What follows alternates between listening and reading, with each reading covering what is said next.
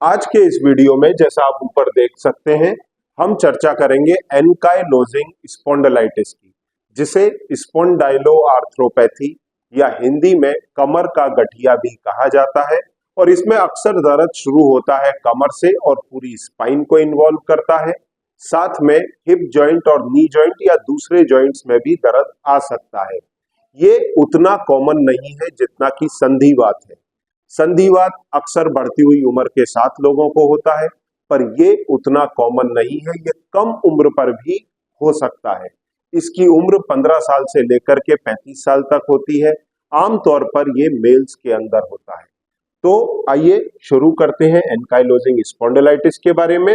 और इसमें अक्सर आपने देखा होगा इलनेस के कुछ साल के बाद में इस प्रकार का टिपिकल हंज्ड अपीयरेंस आ जाता है, ये पोस्चर आ जाता है एनकाइलोजिंग स्पॉन्डिलाइटिस में। तो इस तरह के पोस्चर से कैसे बचें, घुटने या हिप की सर्जरी से कैसे बचें, इन सब चीजों के बारे में जानेंगे और इस बीमारी के बारे में इन लेंथ समझेंगे। तो आइए वीडियो की शुरुआत करते हैं। ये जो चैनल है मैंने अलग से शुरू किया है, डॉक्टर संजीव अग्रवाल के नाम से, और इसमें खास तौर से हर हफ्ते में आर्थराइटिस की एक वीडियो जरूर डालूंगा। और उसका एम होगा कि आप किस प्रकार से अपने जोड़ों के दर्द में अपने होने वाले सर्जरीज को अवॉइड कर पाएं। तो मैं आपसे चाहूंगा कि आप चैनल को जरूर सब्सक्राइब करें और साथ में बेल आइकन प्रेस करें, जिससे आने वाले वीडियोस का नोटिफिकेशन आपको समय पर मिल सके। तो आइए शुरू करते हैं एनकाइलोजिंग स्पॉन्डिलाइटिस के बारे में। ये दरअसल एक ऑटो इम्यून इन्फ्लामेटरी आर्थराइटिस है। मतलब हमारे बॉडी का जो डिफेंस सिस्टम है वो हमारे ही टिश्यू पर बाय मिस्टेक अटैक करता है, जिसके कारण जबरदस्त इन्फ्लामेशन होता है, जिसके कारण हमारे जॉइंट्स खराब होते हैं और बॉडी के अंदर डिफरेंट ऑर्गन्स के ऊपर नेगेटिव इम्पैक्ट्स आते हैं। तो ये जो ऑटो इम्यून इश्यूज हैं, ये दरअसल हैं क्या, इसकी शुरुआत कैसे होती है, पहले हम उसके बारे में समझ लें। जैसे हमारे एनवायरनमेंट के अंदर कई सारे टॉक्सिन्स हैं, कई बैक्टीरिया वायरस हैं, कई सारे ऐसे प्रोटीन्स हैं जो हमारे फूड के माध्यम से हमारे शरीर में पहुंचते हैं। और जब ये ब्लड के अंदर पहुंचते हैं तो ये हमारे इम्यून सिस्टम को एक्टिवेट कर देते हैं। ऐसी स्थिति में कुछ जेन्युइनली एंटीजन है, जैसे बैक्टीरिया वायरस या फिर कोई पेस्टिसाइड, पर कुछ जेन्युइनली ना होते हुए भी फूड के प्रोटीन्स हैं जो हम भोजन करते हैं, पर हमारे बॉडी के लिए अगर वो माफिक नहीं है तो उसके सामने हमारे बॉडी कुछ एंटीबॉडीज बनाएंगे और इन एंटीजन्स को न्यूट्रलाइज करेंगे।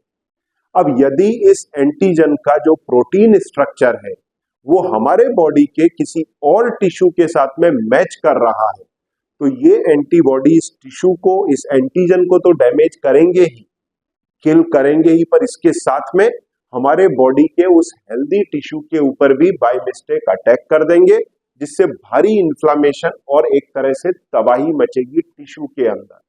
तो इनसे होने वाली बीमारियों को ऑटो इम्यून इलनेसेस कहा जाता है। अब ये एंटीबॉडीज जहां भी अटैक करेंगे वहां समस्या आएगी। तो ये जो एंटीजन है वो कौन हो सकते हैं? किसी स्ट्रेस फैक्टर के कारण ये बीमारी प्रेसिपिटेट हो सकती है, ऑटो इम्यून इलनेसेस। इसके अंदर कोई प्रोटीन, ग्लूटिन जैसे आपके अनाज से आ सकता है, या फिर कुछ एनवायरनमेंट के टॉक्सिन्स हो सकते हैं, कुछ बैक्टीरिया वायरस हो सकते हैं। ये लीकी गट करते हैं, आपके पेट में जाकर के जो आपकी इंटेस्टाइन है, खाने की नली है, उसकी इनर लाइन को डिस्टर्ब करते हैं, जिससे होता क्या है, अनडाइजेस्टेड प्रोटीन या अनडाइजेस्टेड फूड एब्जॉर्ब होके आपके ब्लड सर्कुलेशन में पहुंचता है और वो ट्रिगर करता है इस एंटीबॉडी के फॉर्मेशन को। कहां से? आपके इम्यून सिस्टम से। तो ये जो एंटीबॉडीज बनते हैं ये इस एंटीजन पर अटैक के साथ में आपके शरीर के हेल्दी टिश्यू पर भी अटैक कर देते हैं और इनिशिएट करते हैं ऑटो इम्यून इलनेसेस, जिनके अंदर भारी मात्रा में इन्फ्लामेशन देखने में आता है। अब सपोज करिए ये आपके नर्व टिश्यू के ऊपर अटैक करते हैं, तो बीमारी को क्या बोलेंगे?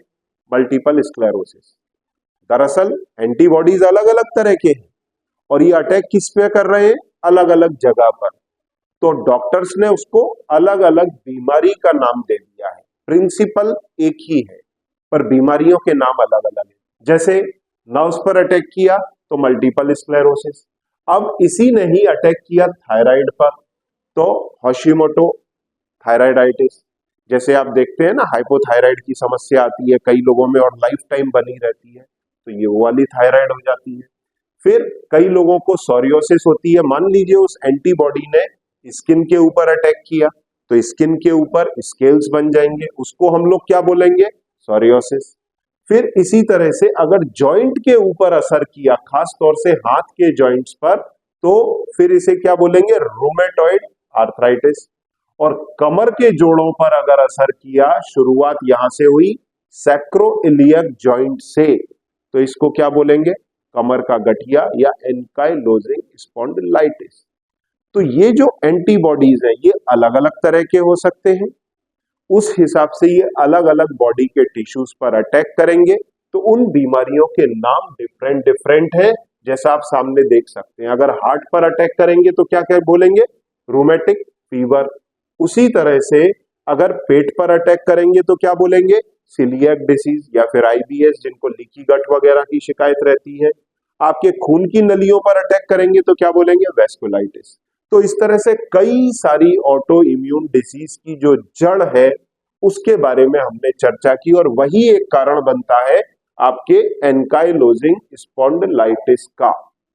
तो अब एंकाइलोजिंग स्पॉन्डिलाइटिस बेसिकली शुरुआत होता है कमर के दर्द से, आपके बटक, आपके सीट के पास में दर्द शुरू होगा और फिर वो लो बैक से होते हुए ऊपर स्पाइन में जाएगा। इसकी जो उम्र होती है वो है 15 से 35 साल। महिलाओं के अंदर ये कम होता है और पुरुषों के अंदर ज्यादा होता है, जिसका रेशो है लगभग 5:1। और इसके अंदर जो जनरल पॉपुलेशन है उसमें 200 से 300 लोगों के अंदर मात्र एक बंदा अफेक्ट होता है। तो ये बहुत ही कम है, रेयर है, पर जिनको होती है उनके पसीने निकाल देती है। तो जिनको है वो काफी सावधानी बरतें थ्रू आउट लाइफ और इसके बारे में अच्छी तरह से समझ करके लें। और अगर आपको भी इस तरह की कुछ प्रॉब्लम है तो उसको पहले आइडेंटिफाई होना बहुत जरूरी है। अब इसके अंदर एक बड़ा इंपॉर्टेंट कनेक्शन होता है एक आप बॉडी के एक जीन्स के साथ, जिसे बोलते हैं HLA-B27। इस जीन्स के साथ में एंकाइलोजिंग स्पॉन्डिलाइटिस का कनेक्शन है। जिन लोगों के बॉडी में HLA-B27 नाम का जीन्स है वो लोग बहुत ही ज्यादा वल्नरेबल है एंकाइलोजिंग स्पॉन्डिलाइटिस के लिए। पर ये जरूरी नहीं है कि अगर HLA पॉजिटिव है तो आपको एंकाइलोजिंग स्पॉन्डिलाइटिस होना ही चाहिए। मात्र 7 से 10% पॉसिबिलिटी है कि आपको एंकाइलोजिंग स्पॉन्डिलाइटिस हो अगर आपको HLA पॉजिटिव है तो। देखिए, सबसे पहले तो 2% जनरल पॉपुलेशन में अगर हम 100 लोगों का टेस्ट करते हैं तो मात्र 2 लोगों के अंदर ये टेस्ट पॉजिटिव आएगा। अब इन 2 लोगों से में से भी जो 2% लोगों में पॉजिटिव आया है उसके भी 10% के अंदर HLA-B27 पॉजिटिव होने पर एंकाइलोजिंग स्पॉन्डिलाइटिस होने की संभावना है। मतलब अगर 100 लोग हैं उनमें HLA-B27 पॉजिटिव है तो मात्र 7 से 10 लोगों के अंदर ही इसके साइन एंड सिम्टम आएंगे और उसे हम बोलेंगे एंकाइलोजिंग स्पॉन्डिलाइटिस। तो हर वो बंदा जिसका HLA-B27 पॉजिटिव है जरूरी नहीं कि उसको एंकाइलोजिंग स्पॉन्डिलाइटिस हो। तो यहां पर हमको बहुत सावधानी लेने की जरूरत है। अब 200 में से एक बंदे को ये होता है, ऐसी स्थिति में परंतु अगर किसी पेशेंट को ये कंफर्म हो गया है कि उसको एंकाइलोजिंग स्पॉन्डिलाइटिस है, क्योंकि इसके अलग अलग क्राइटेरिया है जिनकी हम चर्चा डायग्नोसिस वाले सेगमेंट में करेंगे।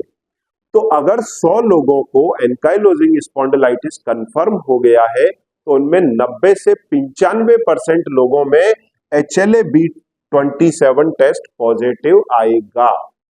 मतलब 5 से 10% पेशेंट ऐसे भी होते हैं जिनका HLA-B27 नेगेटिव हो सकता है पर है उनको एंकाइलोजिंग स्पॉन्डिलाइटिस। अब जिन लोगों को एंकाइलोजिंग स्पॉन्डिलाइटिस है, ये बहुत इंपॉर्टेंट पॉइंट है, वो लोग अक्सर पूछते हैं कि हमारे बच्चों में भी ये होने वाला है क्या?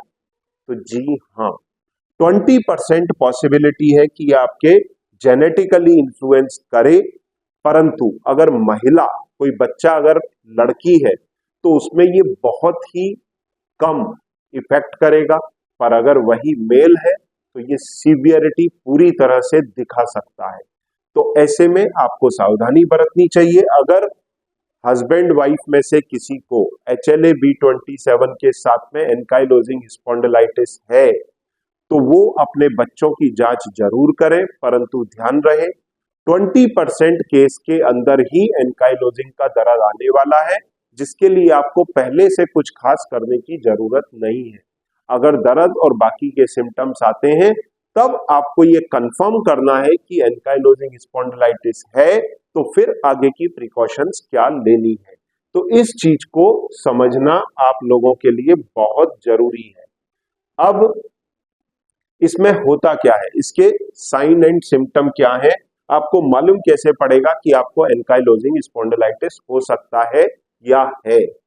तो इसमें शुरुआत होती है बटक पे दर्द होने से, मतलब पेशेंट बैठता है तो बोलता है मुझे सीट पर दर्द हो रहा है, क्योंकि जो जॉइंट है सैक्रोइलियक जॉइंट, ये देखिए ये जो जॉइंट है ये है सैक्रोइलियक जॉइंट, ये जो रेड सा दिखाया जा रहा है, इस जॉइंट पर दर्द होना शुरू होता है। यहां से इसकी शुरुआत होती है, दोनों साइड में होगा और फिर ये एक्सटेंड कर जाएगा स्पाइन में। या फिर पेशेंट बोलेगा कि मुझे लो बैक पेन है, कमर में दर्द है, और खास तौर से रात के समय पर मरीज को ये दर्द होता है और करवट बदलने में भी उसको काफी तकलीफ होती है।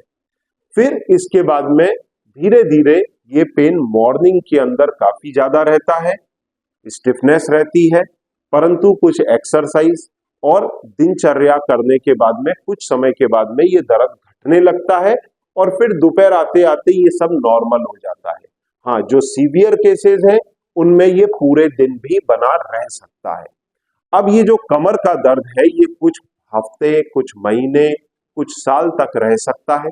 फिर इसके बाद में ये ट्रेवल करेगा ऊपर की तरफ, ये आपके थोरेसिक स्पाइन से, मतलब ये पीठ से होता हुआ आपके गर्दन तक जाएगा और फिर आपके जो केज है, जो आपका वर्टिब्रल, ये जो केज है पूरा, इसके अंदर सभी जॉइंट्स के अंदर दर्द हो सकता है, खास तौर से चेस्ट में आगे की तरफ, यहाँ पर स्टर्नल जॉइंट्स में, या फिर स्पाइन में पीछे की तरफ साइड में दर्द आपके रह सकता है। और इसके साथ में आपके लंग्स की कैपेसिटी भी घट जाती है। तो जो लोगों को एनकाइलोजिंग स्पॉन्डिलाइटिस होती है उनकी लंग्स कैपेसिटी घटती है, क्योंकि उनके जॉइंट्स अफेक्ट हो रहे हैं।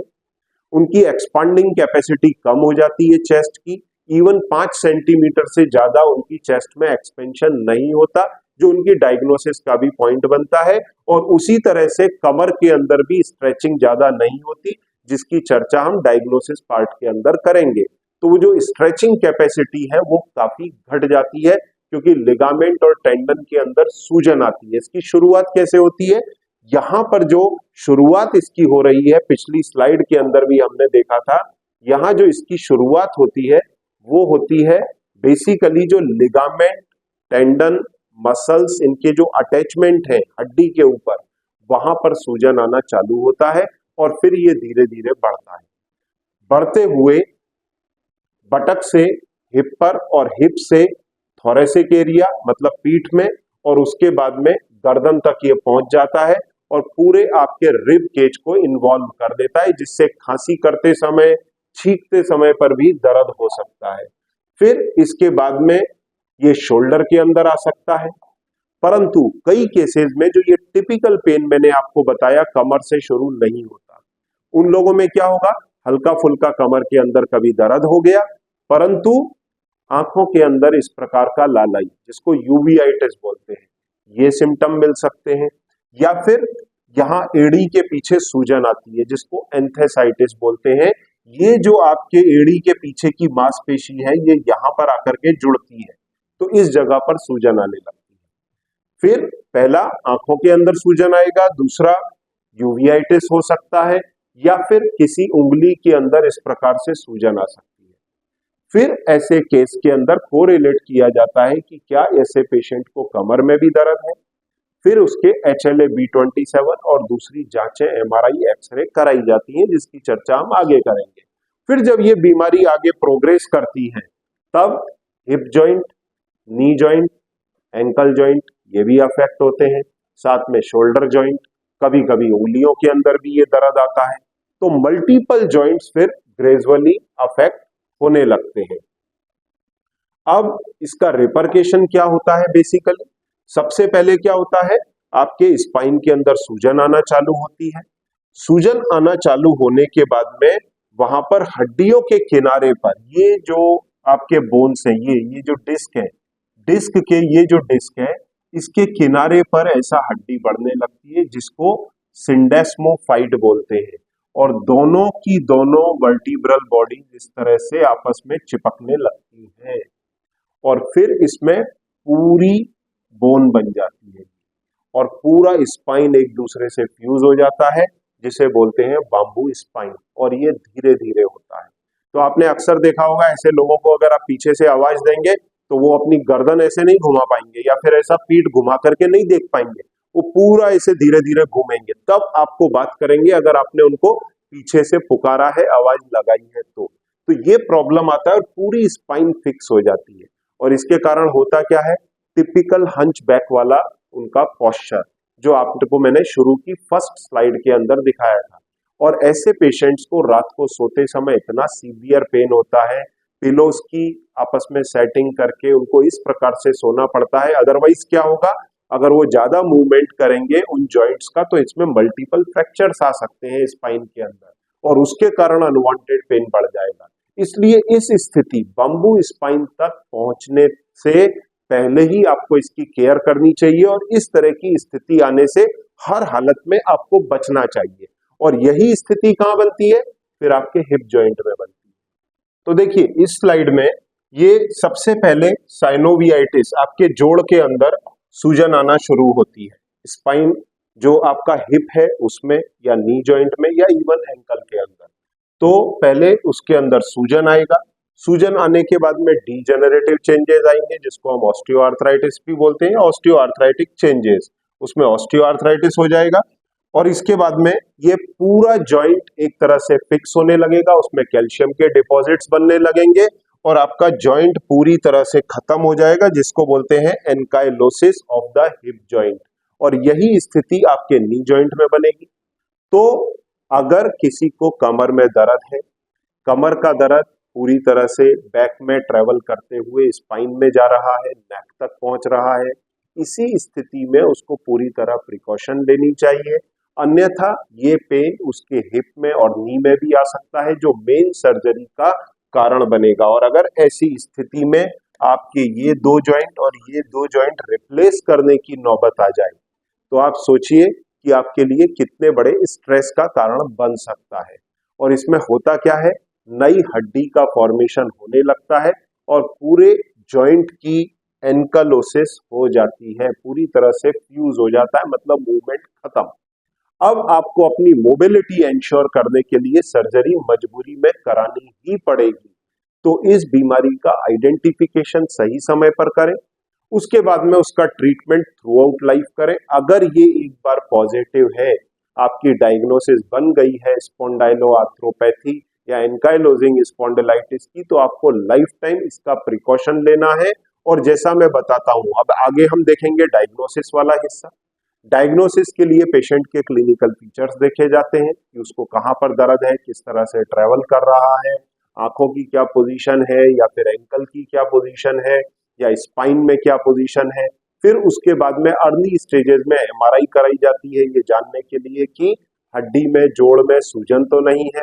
फिर उसके बाद में लेट स्टेज के अंदर एक्सरेज कराए जाते हैं या फिर इसके साथ में HLA-B27 जैसी जांच कराई जाती है जो हम डायग्नोसिस पोर्शन में अभी देखेंगे।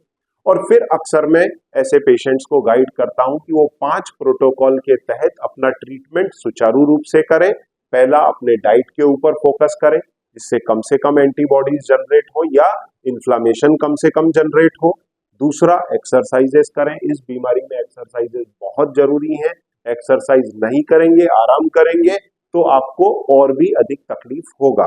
तीसरा, कुछ हर्बल सप्लीमेंट जो आपके जॉइंट्स को खराब होने से बचाएं, जैसे जॉइंट फ्रेश और 4 स्टेप। अक्सर मैं इसका सेवन करने के लिए मरीजों को बोलता हूं कि आप थ्रू आउट लाइफ 4 स्टेप और जॉइंट फ्रेश जैसी चीजों का सेवन करते रहे, जिससे आपकी कार्टिलेजेस खराब ना हो, आपके जोड़ों का दर्द और सूजन कंट्रोल में रहे। ये 3 काम करने के बाद फिर अगर आपको जरूरत पड़ती है, दर्द है, सूजन है, तो फिर एलोपैथिक दवाइयों का सपोर्ट लेना होगा और 3 से 6 महीने में ब्लड टेस्ट करने होंगे ये जानने के लिए कि आपके बॉडी में इन्फ्लामेशन कितना है। तो ये डायग्नोसिस और ट्रीटमेंट वाला पोर्शन हम अपने सेकंड पार्ट के अंदर कवर करेंगे। तो इस वीडियो में हमने ये समझा कि एंकाइलोजिंग स्पॉन्डिलाइटिस के अंदर किन लोगों को होता है, क्या कारण है और इसके साइन सिम्टम क्या है। आने वाले वीडियो में हम इसकी कॉन्क्रीट डायग्नोसिस, बचने के तरीके, लाइफ टाइम आप किस प्रकार से सर्जरी को अवॉइड कर सकते हैं, ये सारे फैक्टर्स और दवाइयों के बारे में जानेंगे। और यदि आपने चैनल को अब तक सब्सक्राइब नहीं किया है तो इस चैनल को जरूर सब्सक्राइब करें और बेल आइकन प्रेस करें। Thank you very much.